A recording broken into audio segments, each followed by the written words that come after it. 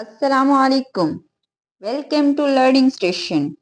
Friends, آج کی video میں ہم جین آسٹن کی بہت ہی خوبصورت ناول پرائڈ اینڈ پریجڈس کو ڈسکس کریں گے۔ یہ ناول 18 سینچری میں لکھا گیا تھا۔ اس وقت خواتین کو معاشی اور معاشرتی طور پر آزادی حاصل نہیں تھی۔ پیٹرارکن سوسائٹی تھی۔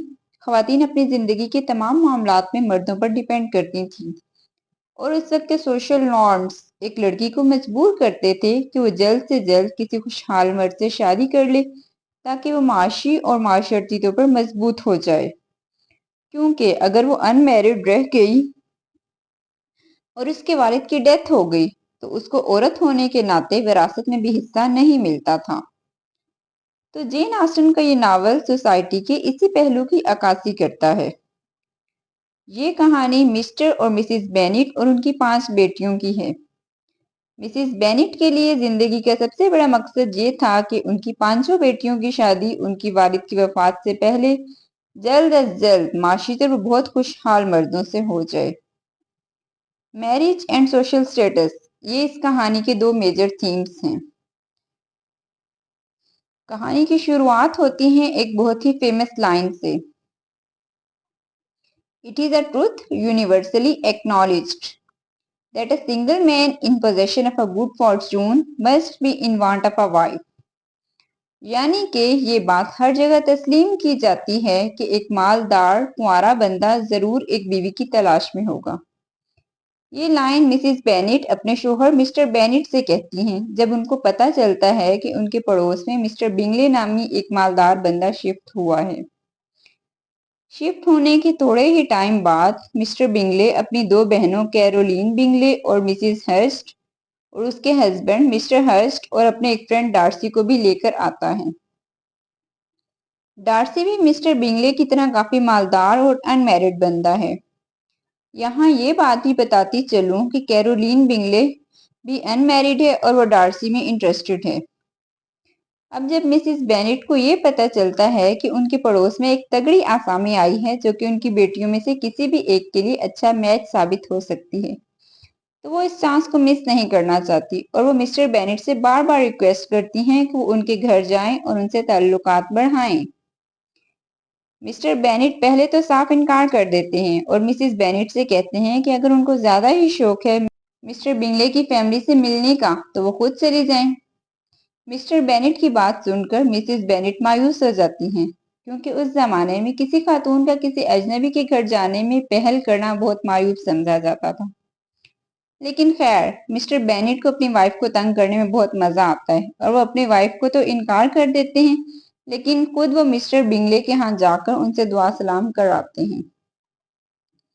کچھ دن بعد مسٹر بنگلے بھی ان کے ہاں آتے ہیں، لیکن بینٹ سسٹرز میں سے کوئی بھی ان سے مل نہیں پاتی۔ تھوڑے دن بعد مسٹر بنگلے ایک پارٹی ارینج کرتے ہیں جہاں بینٹ سسٹر فرسٹ ٹائم بنگلے فیملی سے ملتی ہیں۔ یہاں میں یہ بات بھی آپ کو بتاتی چلوں کہ 18-19 سینچری کے سوشل نارمز میں یہ بات شامل تھی کہ جب بھی کوئی ویلدی اور ویل آف لوگ علاقے میں نئے آتے تھے تو وہ پارٹیز ارینج کرتے تھے تاکہ اس کے ذریعے اڑوس پڑوس کے لوگوں سے متعارف ہو سکیں۔ اس پارٹی میں جین اور بنگلے کی آپس میں اچھی بانڈنگ ہو جاتی ہے۔ جین بہت سمپل، خوبصورت اور انوسینٹ اور ویل مینرڈ ہوتی ہے۔ جین ان کی سب سے بڑی بیٹی ہے اور اس کے بعد الزبتھ ہے۔ الزبتھ بھی ویل مینرڈ ہوتی ہے، بلکہ اس کے ساتھ ہی ساتھ وہ بہت سمجھدار اور شارپ مائنڈڈ بھی ہوتی ہے۔ وہ لوگوں کو اچھے سے پرکھ لیتی ہے۔ وہ اپنی ماں اور چھوٹی بہنوں کی لاپرواہیوں اور غلطیوں کو بھی سمجھتی ہے اور اکثر ان کو تنبیہ بھی کرتی رہتی ہے۔ اب پارٹی میں جب سب ایک دوسرے کے ساتھ ڈانس میں مصروف ہوتے ہیں تو مرد حضرات کی کمی کی وجہ سے الزبتھ کے ساتھ کوئی ڈانس کرنے والا نہیں ہوتا، تو وہ اکیلی بیٹھی ہوتی ہے۔ وہ دیکھتی ہے کہ بنگلے ڈارسی کو کہتا ہے کہ الزبتھ کے ساتھ تم ڈانس کر لو، تو وہ ریوڈلی اس کو جو ریپلائی کرتا ہے وہ اس ناول کی بہت فیمس لائنز ہیں: He is tolerable but not handsome enough to tempt me. یعنی کہ وہ قابل برداشت تو ہے لیکن اتنی خوبصورت نہیں ہے کہ مجھے اپنی طرف متوجہ کر سکے۔ تو اس لائن سے ڈارسی کا پرائڈ ریویل ہوتا ہے اور یہیں سے الزبتھ کا پریجڈس یعنی ڈارسی کے لیے ڈس لائک سٹارٹ ہو جاتا ہے۔ الزبتھ کو اپنی انسلٹ فیل ہوتی ہے لیکن وہ اس کو زیادہ بادر نہیں کرتی بلکہ اپنی فرینڈز وغیرہ کو بھی بتاتی ہے کہ ڈارسی کتنا ریوڈ بندہ ہے۔ جین اور بنگلے کے تعلقات گہرے ہونے لگتے ہیں۔ بنگلے کی بہنوں کو بھی جین تو اچھی لگتی ہے لیکن اس کی پیٹھ پیچھے وہ اس کی بہنوں اور ماں کا اور ان کی لو کلاس ہونے کا مذاق اڑاتی ہیں۔ جین کو بنگلے فیملی اپنے گھر انوائٹ کرتی ہے اور جین تیز بارش میں گھوڑے پر نیدر فیلڈ چلی جاتی ہے جس سے اس کو ٹھنڈ لگ جاتی ہے اور اس کو وہیں رہنا پڑ جاتا ہے جب تک کہ وہ مکمل ٹھیک نہ ہو جائے۔ مسز بینٹ اس بات پر خوش ہوتی ہیں کہ جین کو زیادہ سے زیادہ ٹائم مل رہا ہے بنگلے فیملی کے قریب رہنے کا۔ جین کی تیمارداری کے لیے الزبتھ بھی نیدر فیلڈ چلی جاتی ہے۔ یہاں ڈارسی الزبتھ میں انٹرسٹ شو کرنے لگتا ہے جس سے مس بنگلے یعنی لوزیا پریشان ہوتی ہے کیونکہ وہ خود ڈارسی سے شادی کرنا چاہتی ہے اور وہ ڈارسی پر طنز کرتی ہے کہ ان کیس اس نے الزبتھ سے شادی کر لی تو اسے کس قسم کے بے وقوف سسرالیوں سے واسطہ پڑے گا۔ جین ٹھیک ہو گئی تو وہ کچھ دنوں بعد اپنے گھر چلی گئی۔ یہاں بینی فیملی کے ہاں ایک نیا بندہ آتا ہے، مسٹر کالن۔ یہ مسٹر بینٹ کا کزن ہے اور کلرجی مین ہے اور مسٹر بینٹ کی ڈیتھ کے بعد ان کی ساری جائیداد کا وارث بھی ہے۔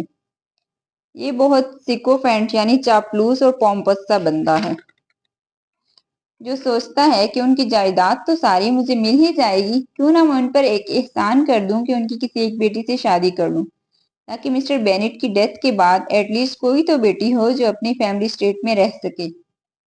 ساتھ ہی وہ یہ بھی بتاتا ہے کہ اس کی پیٹرونس لیڈی کیتھرین ڈی بارو نے اسے جلد سے جلد شادی کرنے کو کہا ہے۔ پہلے وہ جین کا ہاتھ مانگتا ہے لیکن مسز بینٹ جب بتاتی ہیں کہ جین تو انگیجڈ ہے تو پھر وہ الزبتھ کا ہاتھ مانگتا ہے لیکن الزبتھ ریجیکٹ کر دیتی ہے اس کے پرپوزل کو کیونکہ اس کے نزدیک محبت اور مینٹل کمپیٹیبلٹی کے بغیر شادی بیکار ہے۔ مسز بینٹ کو بہت غصہ آتا ہے اور وہ اس کو کوستی ہیں اس بات پر، لیکن دوسری طرف مسٹر بینٹ الزبتھ کی رائے کا احترام کرتے ہیں اور اس کے فیصلے کو درست قرار دیتے ہیں۔ الزبتھ سے مایوس ہو کر مسٹر کالن الزبتھ کی فرینڈ شارلٹ کو پرپوز کر دیتے ہیں جو کہ ایکسپٹ کر لیتی ہے۔ شارلٹ الزبتھ کی فرینڈ ہے جو کہ اس کے نیبرز میں ہی رہتی ہے اور اس کی ایج 27 ایئر ہو چکی ہے، یعنی اس کی شادی کی عمر ڈھلتی جا رہی ہے اور اس کے نزدیک شادی کا مقصد ایک گھر اور فائنینشیل سیکیورٹی حاصل کرنا ہے، ریگارڈلیس کہ ہسبینڈ وائف میں مینٹل کمپیٹیبلٹی ہے یا نہیں، اس کے لیے یہ بات اہمیت نہیں رکھتی۔ اسی دوران میریٹن کے قریب ایک آرمی ریجمنٹ تعینات ہوتی ہے۔ لیڈیا اور کٹی کی آرمی آفیسرز کے ہاں آمد و رفت شروع ہو جاتی ہے۔ یہ دونوں سب سے چھوٹی بہنیں ہیں۔ یہ دونوں امیچور اور لاپرواہ سی لڑکیاں ہوتی ہیں اور یہ نہیں جانتی کہ ان کی اس فلرٹیشن کا کیا نتیجہ نکلے گا، اور حد یہ کہ مسز بینٹ بھی ان کے اس اقدام کی حوصلہ افزائی کرتی ہیں اس امید پر کہ یہ جلد ہی اچھی اور ویل آف شوہر حاصل کرنے میں کامیاب ہو جائیں گی۔ آرمی ریجمنٹ میں ایک بہت ہینڈسم اور اٹریکٹیو بندہ ہوتا ہے، جارج وکم، جو اپنی ہینڈسم پرسنالٹی اور لچھے دار باتوں سے اپنے ارد گرد موجود خواتین کا دل جیت لیتا ہے۔ الزبتھ کو وہ بتاتا ہے کہ وہ اور ڈارسی اکٹھے پلے بڑے ہیں اور اس کے فادر لیٹ مسٹر ڈارسی کے سٹیورڈ تھے۔ یہاں یہ بتاتی چلوں کہ سٹیورڈ اس شخص کو کہتے ہیں جو کسی امیر بندے کے مالی معاملات کی دیکھ بھال کرتا ہے۔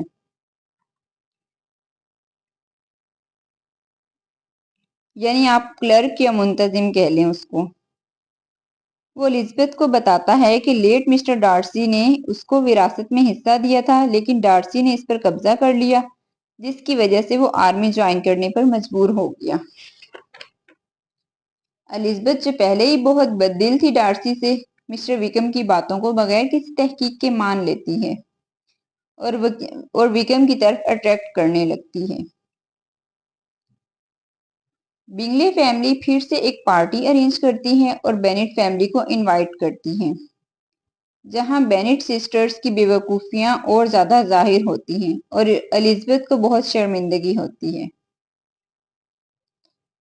سردیاں شروع ہوتے ہی بنگلے فیملی اچانک بغیر بتائے لندن چلی جاتی ہے اور اس سے جین کو بہت مایوسی ہوتی ہے۔ اس کے ساتھ ہی ایک اور خبر آتی ہے کہ شارلٹ اور کولن نے شادی کر لی ہے۔ الزبتھ ان سے وعدہ کرتی ہے کہ وہ ان کے گھر آئے گی۔ اسی دوران مس بنگلے جین کو ایک لیٹر لکھتی ہے جس میں وہ بتاتی ہے کہ بنگلے کی جلد ہی ڈارسی کی سسٹر سے شادی ہونے والی ہے، جس سے جین کو بہت دکھ ہوتا ہے۔ لیکن الزبتھ فوراً سمجھ جاتی ہے کہ مس بنگلے کی ایک چال ہے، یہ جین اور مسٹر بنگلے کو ایک دوسرے سے دور رکھنے کے لیے، اور شاید ڈارسی کا بھی اس میں ہاتھ ہو۔ اسی دوران مسز گارڈینر بینٹ فیملی کے ہاں وزٹ کرتی ہے اور جین کو اپنے ساتھ لندن لے جاتی ہیں، لیکن یہاں بھی بنگلے سسٹر جین سے ملتی ہیں اور اسے بنگلے سے دور رہنے کا کہتی ہیں۔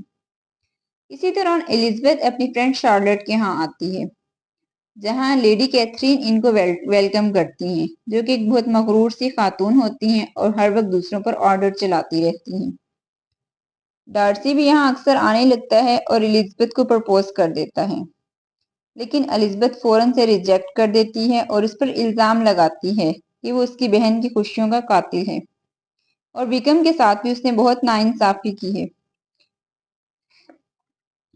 وہ فوراً ہی وہاں سے چلا جاتا ہے، لیکن اگلے دن وہ ایک لیٹر بھیجتا ہے جس میں وہ تمام الزامات کی وضاحت دیتا ہے اور بتاتا ہے کہ اس نے بنگلے کو اس لیے منع کیا کیونکہ اسے لگا کہ جین اس میں زیادہ انٹرسٹڈ نہیں ہے۔ اور جہاں تک وکم کی بات ہے تو وکم نے وراثت میں ملی ہوئی تمام رقم کو عیاشیوں میں اڑا دیا، اور یہاں تک کہ اس کی 15 سالہ بہن جارجیا کے ساتھ بھاگنے کی بھی کوشش کی تاکہ اس کے حصے پر اپنا ہاتھ صاف کر سکے۔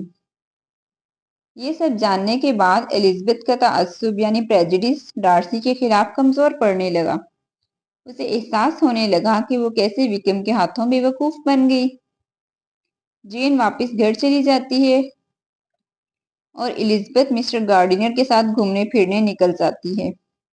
وہ پیمبرلے بھی جاتی ہے جہاں ڈارسی کا گھر ہے، وہ اس کی سسٹر سے بھی ملتی ہے اور اکثر ڈارسی کے ساتھ ٹائم سپینڈ کرتی ہے۔ وہ خواہش کرتی ہے کہ ڈارسی ایک بار پھر اسے پرپوز کر لے، لیکن اسی دوران جین کی طرف سے ایک لیٹر آتا ہے جس میں ایک شاکنگ نیوز ہوتی ہے، جس سے الزبتھ کی ساری امیدیں خاک میں مل جاتی ہیں اور وہ بتاتی ہے کہ لیڈیا وکم کے ساتھ بھاگ گئی ہے۔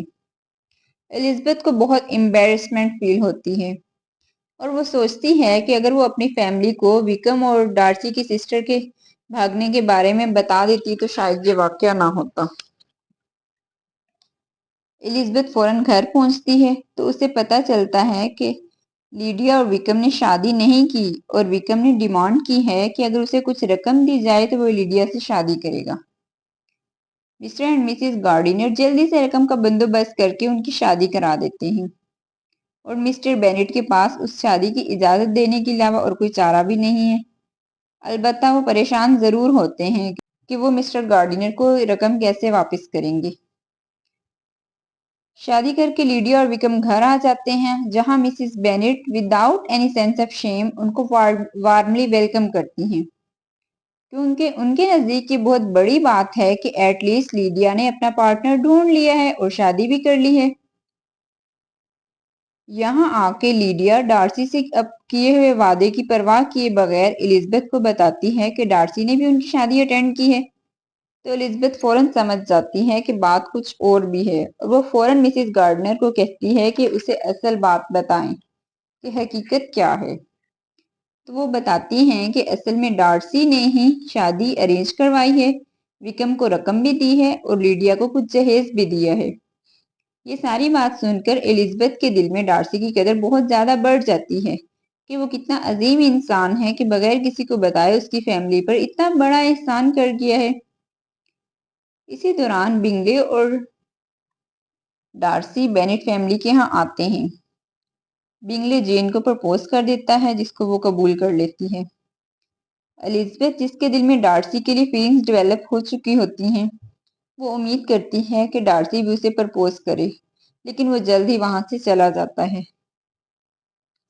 اسی دوران لیڈی کیتھرین آتی ہیں اور وہ الزبتھ سے کہتی ہیں کہ میں نے یہ افواہ سنی ہے کہ تم اور ڈارسی شادی کر رہے ہو۔ وہ چاہتی ہیں کہ الزبتھ انکار کر دے گی ان افواہوں کو اور ان سے وعدہ کرے کہ وہ کبھی بھی ڈارسی سے شادی نہیں کرے گی کیونکہ وہ اپنی بیٹی کی شادی ڈارسی سے کرنا چاہتی ہیں۔ لیکن الزبتھ انکار کر دیتی ہے جس سے وہ غصے میں وہاں سے چلی جاتی ہیں اور ڈارسی کو جا کر اس کے رویے کے بارے میں بتاتی ہیں جس سے ڈارسی کے دل میں اس کی ویلیو اور بڑھ جاتی ہے اور وہ کچھ ہی دن بعد بینٹ فیملی کے ہاں آتا ہے اور الزبتھ کو پرپوز کر دیتا ہے جس کو وہ ایکسیپٹ کر لیتی ہے۔ اس کے ساتھ ہی یہ کہانی اپنے اختتام کو پہنچتی۔ ویڈیو اچھی لگے تو لائک کریں اور سبسکرائب کریں۔ Thank you very much.